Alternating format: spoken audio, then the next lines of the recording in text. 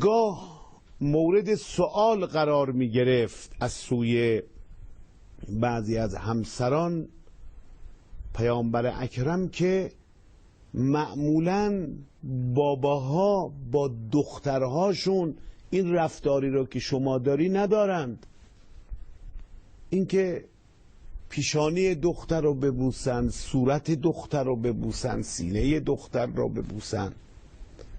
پیامبر اکرم میفرمود نمیدونید شما این دختر کیست، این بانو کیست؟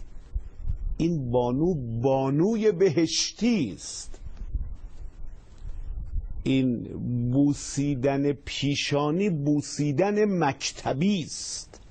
هر وقت دلم برا بهشت تنگ میشه قبلت نحر فاطمه،